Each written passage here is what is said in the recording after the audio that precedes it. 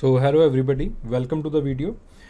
So we were deciphering the syllabus of anthropology. हम जो anthropology का syllabus है उसको देख रहे थे, एक एक टॉपिक को उठा रहे थे और किस पर्सपेक्टिव से जो है वो चीज़ों को किया जाना चाहिए उसको जो है वो हम देख रहे थे. सो इसी कड़ी के अंदर, इसी सीरीज़ के अंदर जो है we are now on the हम जो है वो बायोलॉजिकल एंथ्रोपोलॉजी कर रहे थे. और बायोलॉजिकल एंथ्रोपोलॉजी के अंदर जो पहली चीज़ हमने की थी that were the basic concepts and methods. Then उसके बाद आपने एवोल्यूशनरी स्टडीज़, फिर उसके बाद आपने की डाइवर्सिटी इन ह्यूमंस, फिर उसके बाद जो है वो चौथी जो आपके पास चीज़ थी जो अब हम करेंगे इस वीडियो के अंदर, that will be applied anthropology. Again मैंने समझाया है कि अप्लाइड एंथ्रोपोलॉजी जो है वो आपके पास it is not particularly under the biological anthropology. Biological anthropology के अंदर इसको लिखना जो है वो गलत होगा, लेकिन हम अपनी जो है वो सहूलियत के लिए जो है वो बेसिकली इसको जो है वो नीचे जो है वो इसके नीचे जो है वो लिख रहे हैं. जो आपके पास अप्लाइड एंथ्रोपोलॉजी है it is somewhere between the biological anthropology and the cultural anthropology. तो जस्ट इसको सहूलियत के लिए जो है वो यहाँ पे जो है वो लिखा जा रहा है. तो आपके पास जो अप्लाइड एंथ्रोपोलॉजी है, अप्लाइड एंथ्रोपोलॉजी के खैर अप्लाइड एंथ्रोपोलॉजी बहुत बड़ी चीज़ है. अप्लाइड एंथ्रोपोलॉजी को लेकिन आपके सिलेबस के अंदर दो पार्ट्स के अंदर जो है वो डिवाइड किया गया है.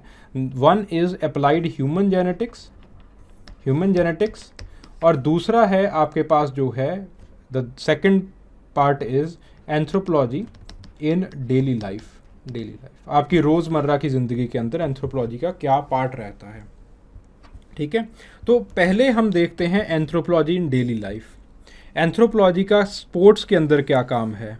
तो इसके अंदर आपके पास जो है वो शेल्डन, बेसिकली जो है वो आपके पास शेल्डन और आपके पास जो मोर हाउस इन दो लोगों ने जो है वो इसके अंदर सबसे ज़्यादा जो है वो काम किया है. ठीक है, तो आपके पास जो है ओलंपिक कमेटी ने जो है वो एंथ्रोपोलॉजी को एक प्रॉपर जो है वो स्थान दिया है स्पोर्ट्स के अंदर, और आपके पास गाइडलाइंस दी हुई हैं कि किस तरह से लोग जो है वो एंथ्रोपोलॉजी को, जो आपके पास कोचेज़ हैं वो एंथ्रोपोलॉजी को जो है वो यूज़ कर सकते हैं ताकि जो आपके पास बच्चे हैं वो स्पोर्ट्स के अंदर जो है वो बढ़िया परफॉर्म कर सके. खेलो इंडिया के अंदर भी एंथ्रोपोलॉजिस्ट को यूज़ किया जा रहा है ताकि जो है वो हम जो टैलेंट है उसको जो है वो हम पहले ही देख पाएँ. ठीक है, तो कुछ ट्राइब्स हैं इंडिया की, उनका जेनेटिक मेकअप हमें ऐसा मिला है कि they are very much conducive for gymnastics. वो जिम्नास्टिक्स के अंदर जो है वो बहुत आगे बढ़ सकते हैं. So this is anthropology in sports. Then आपके पास न्यूट्रिशनल एंथ्रोपोलॉजी खैर आपके सिलेबस के अंदर होलिस्टिक नहीं है, जैसा मैंने जो है वो ट्रेंड देखा है, होलिस्टिक नहीं है ये.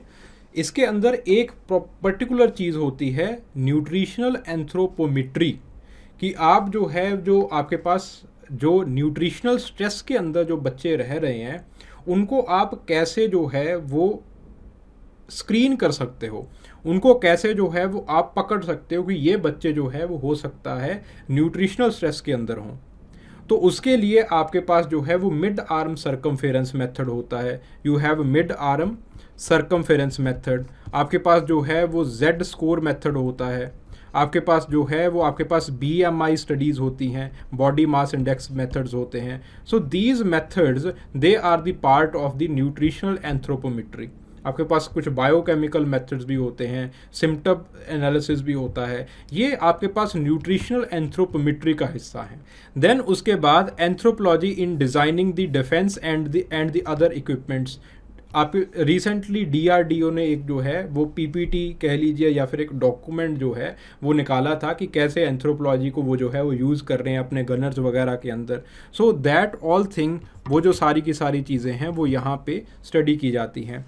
देन उसके बाद एंथ्रोपोलॉजी को लीगल एंगल से जो है वो स्टडी किया जाता है. उसके अंदर जो है ये दो चीज़ें आ जाती हैं. पहली चीज़ है फोरेंसिक एंथ्रोपोलॉजी और दूसरी है methods and principles of the personal identification and reconstruction. ठीक है, बेसिकली ये फोरेंसिक एंथ्रोपोलॉजी का ही जो है वो एक पार्ट रहते हैं.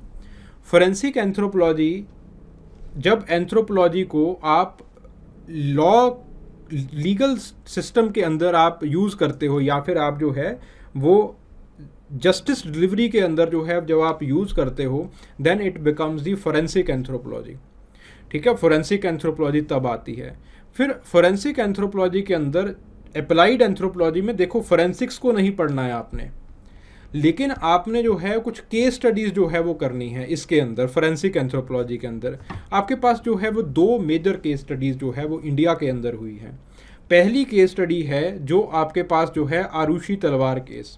आरुषि तलवार केस के अंदर जो आपके पास फोरेंसिक एंथ्रोपोलॉजी है उसने किस तरह से जो है वो अपना रोल निभाया, किस तरह से जो है वो डीएनए सैंपल्स जो है वो कलेक्ट किए गए, और वो जो है वो कैसे जो है वो नेपाली लड़का जो था उसको जो है वो हमने जो है वो बताया कि आपके पास जो है ये जो है वो आपके पास ये जो है वो आपके पास जो है इसने कत्ल किया है। ठीक है, फिर उसके बाद दूसरा है आपके पास जो है दिल्ली का तंदूर कांड, जो आपके पास दिल्ली तंदूर केस है।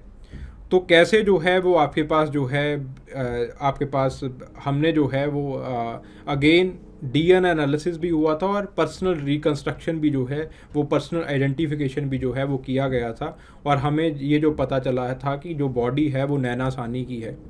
ठीक है, और हमें जो है वो हमने कैसे जो है वो चीज़ों को और आगे इन्वेस्टिगेट किया।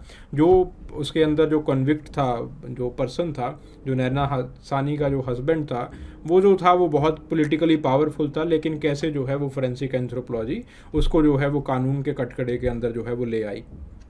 इन 2, एक आपके पास और है सिस्टर अभ्युदया केस भी है, लेकिन आपके पास ये 2 है, आपके पास मेजर केसेस जो है ये 2-3 केसेस को जो है स्टडी किया जाता है फोरेंसिक एंथ्रोपोलॉजी के अंदर। ठीक है, तो आपके पास जो है ये सवाल पूछा जाता है forensic anthropology in the Indian legal system, कुछ इस तरह से जो है इस थीम के ऊपर जो है वो आपसे सवाल जो है वो पूछा जाएगा। देन उसके बाद methods and principles of the personal identification and reconstruction. ठीक है, पर्सनल आइडेंटिफिकेशन और रिकंस्ट्रक्शन के मेथड्स क्या हैं। अगेन फोरेंसिक एंथ्रोपोलॉजी को आप यहाँ पे अप्लाई करते हो कि किस तरह से जो है वो पर्सनल आइडेंटिफिकेशन करने के लिए आपको क्या क्या चीज़ का ज़रूरत पड़ती है।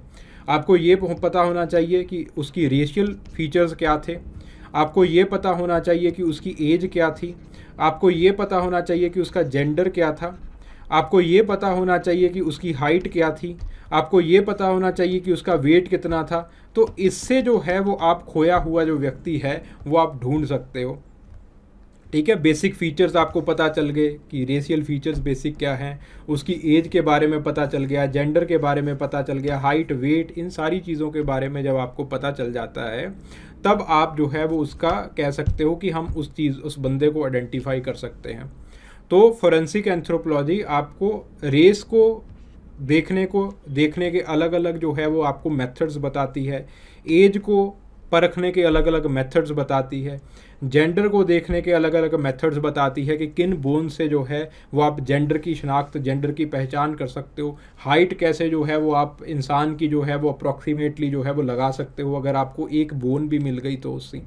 ठीक है, तो this is known as the personal identification. फिर उसके बाद उसके करेक्टरिस्टिक्स को आप उसके डेटा को लेते हो, कुछ कंप्यूटर सिमुलेशन सॉफ्टवेयर्स के अंदर डालते हो और उसकी जो है वो रिकंस्ट्रक्शन की जाती है, आइडेंटिटी उसकी जो फ़ोटो है वो बना ली जाती है।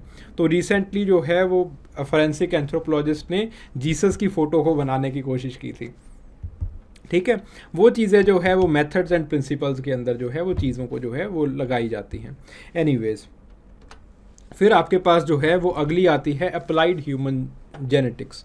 अप्लाइड ह्यूमन जेनेटिक्स के अंदर ह्यूमन जेनेटिक्स बहुत बड़ी चीज़ है, अप्लाइड ह्यूमन जेनेटिक्स भी बहुत ज़्यादा है, लेकिन आपके पास जो है वो ये सिर्फ 4 टॉपिक्स जो है वो दिए गए हैं। ठीक है, 4 टॉपिक्स जो है वो आपके पास दिए गए हैं। पहले आपके पास है पैटर्निटी डायग्नोसिस, डीएनए एनालिसिस से, या फिर आपके पास जो है वो एबीओ ब्लड ग्रुप एनालिसिस से आप जो है वो कैसे जो है वो अपनी पैटर्निटी का जो है वो डायग्नोसिस कर सकते हैं, कौन आपका फादर है कैसे आप देख सकते हैं। पर्टिकुलरली यहाँ पे डीएनए टेक्नोलॉजी के ऊपर जो है वो आपको ज़्यादा जो है वो दबाव देना है। देन उसके बाद जेनेटिक काउंसलिंग एंड यूजेनिक्स, आप जो है वो कैसे जो है वो आपके पास यूजेनिक्स का डेवलपमेंट हुआ है और यूजेनिक्स आज के टाइम पे ऊपर जो है वो कैसे लगा सकते हैं, और जेनेटिक काउंसलिंग कितने टाइप की होती है, और क्या मेथड जो है जेनेटिक काउंसलिंग के अंदर यूज़ किया जाता है। वो तो करोगे ही, इसके साथ साथ जो एक और चीज़ है जो आपको करनी है वो ये है कि आज क्या हो रहा है, what today has been done. कहाँ पे जेनेटिक काउंसलिंग की जा रही है इंडिया के अंदर, जेनेटिक काउंसलिंग की ज़रूरत क्या है इंडिया के अंदर, वो चीज़ें जो है वो आपको रीड करनी है, पढ़ना है उसको। देन उसके बाद डीएनए टेक्नोलॉजी को आपके पास जो है वो डिसीज़ और मेडिसिन के अंदर कैसे यूज़ किया जा रहा है, ठीक है, यूज़ किया जा रहा है, ठीक है, उसको जो है वो आपको स्टडी करना है। देन आपके पास serogenetics and cytogenetics in the reproductive biology. Reproduction के अंदर आपके पास जो है साइटोजेनिक्स और सीरोजेनिक्स। सीरोजेनिक्स का मतलब है जो सीरम के अंदर आपके पास एंजाइम्स होते हैं वो आपके पास जो है किस तरह से चेंज होते हैं, और आपके पास जो है किस तरह से जो है वो उससे आपके जो सेल डिवीज़न है और बाकी जो चीज़ें हैं वो किस तरह say that is carried on, ठीक है। तो वो जो सारी चीज़ें हैं वो जो है वो इसके अंदर आप जो है वो रीड करते हो, ठीक है। सो this is the applied human genetics, ये जो है वो आपके पास अप्लाइड ह्यूमन जेनेटिक्स है, ठीक है। तो इस तरह से जो है वो आपको जो है वो चीज़ों को पढ़ना है। जो भी आपके पास आप मटेरियल लेना चाहते हो, जो भी आप मटेरियल को टारगेट करना चाहते हो, please go through these videos, एक बार जो है वो इन चीज़ों को देख लीजिएगा, फिर जो है वो आप पुख्ता कर सकते हैं कि किस मटेरियल को आपको पढ़ना है, किस मटेरियल को आपको छोड़ना है, ठीक है। I hope this video series it's been helpful for you, ठीक है। इसको देखिएगा, इसको एनालाइज़ कीजिएगा, ठीक है, और आप जो है वो अपने आप को भी जो है वो चीज़ों को गाइड कर सकते हो। इस चैनल का बेसिक पर्पज़ ही यही है कि जो बच्चे जो है वो किसी और की गाइडेंस नहीं सीख कर सकते, वो खुद को जो है वो एटलीस्ट वो गाइड कर सकें, वो जो है वो इन वीडियोज़ के माध्यम से खुद को जो है वो अपनी एनर्जी को जो है वो चैनलाइज कर सकें, ठीक है। चलिए, thank you very much. I hope this video it was informative for you. इसमें जो है वो आपको मज़ा आया होगा, इन्फॉर्मेशन मिली होगी। Thank you very much.